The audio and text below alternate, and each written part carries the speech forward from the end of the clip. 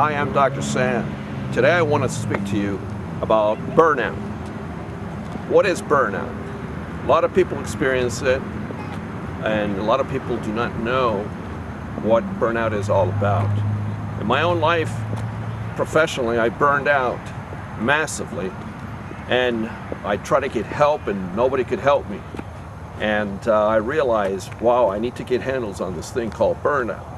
And so in the process of me researching what burnout looks like, I came across basically 3 important characteristics that burnout has. And if you have one of these 3 characteristics, or some of these, realize that you're either close to burnout and you need to do something to change your habits so that you don't burn out, or that you're already there. And so the first point that I want to talk to you about, that I want to share about burnout, is that in burnout there is this feeling of emotional exhaustion. Now, all of us at one time or another physically have felt exhausted, wasted. You had a long day, or you worked on the house or on the yard and were just beat. Well, similarly, if you take that and you apply it to your emotions, where you just don't have any more to give emotionally, that you can't be there for people emotionally anymore because you're just so sapped, tired. You can't give of your insides anymore. Then I'd say you're emotionally exhausted. And this could come a lot of ways. People burn out when they're typically caregiving. They're helping people, they're working hard at their job, or they're helping family, or they're loving maybe perhaps too much. I know that you say, how can a person love too much? Well, maybe you care for people too much. Well, burnout is like a sign that perhaps our boundaries are not right. So let me get back to this emotional aspect of emotional exhaustion.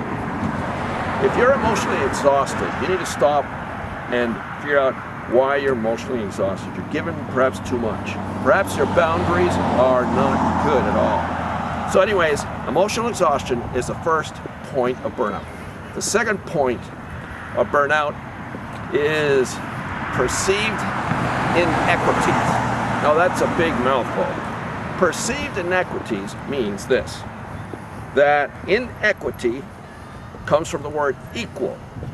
And when you put the in front of equity, it means it is not equal. And so with perceived inequities and the aspects of burnout, it's that you give so much of yourself and you realize eventually, hey, something here is not the same. I'm not getting rewarded, paid, or given back to me in similar fashion as I'm giving out. For instance, maybe you're working really hard at your job, but your boss never says thank you. And you say, what's wrong? What's going on wrong here? I'm not appreciated.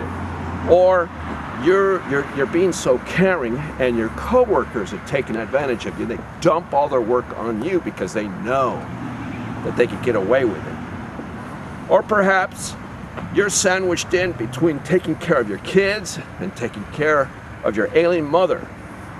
And you say, and you're just getting trash, wasted, and you're not getting anything back. And let's say your husband is not helping you. And so you're saying, I'm not appreciated. Or your sisters and your brothers are not helping out with your mom, and the whole load is dropping on you. So what's happening with you is that you have perceived inequities, that you're not getting appreciated, whether it's financially, whether it's through perks that they give you, rewards, or with thank you and appreciations and good treatment, or with a promotion. And so when you don't receive what you perceive you are entitled to, then you start going into feelings that you're not important there.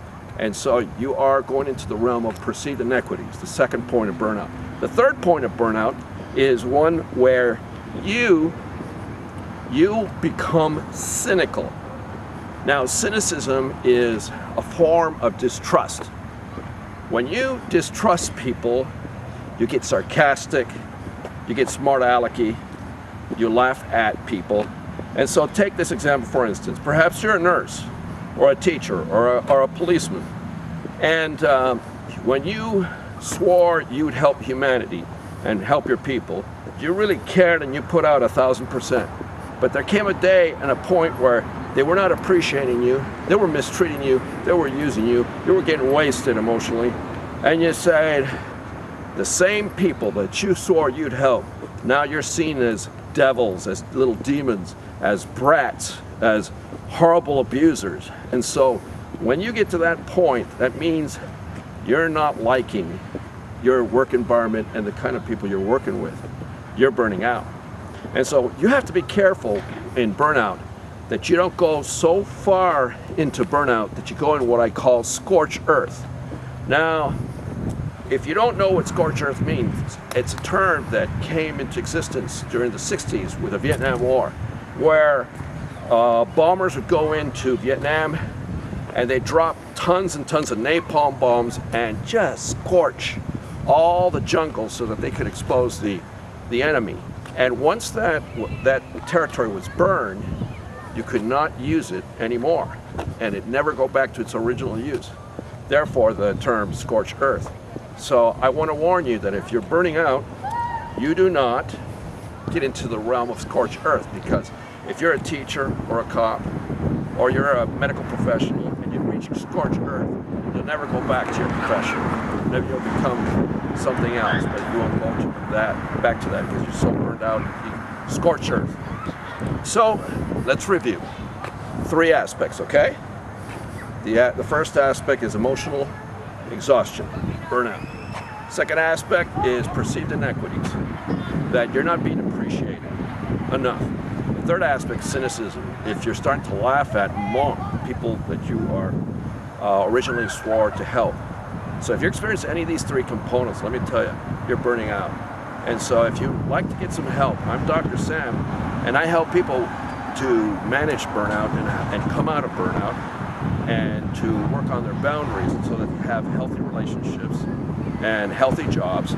And so you can get a hold of me at www.drsam.tv. That's DRSAM.tv. Thank you for listening to my thoughts on burnout.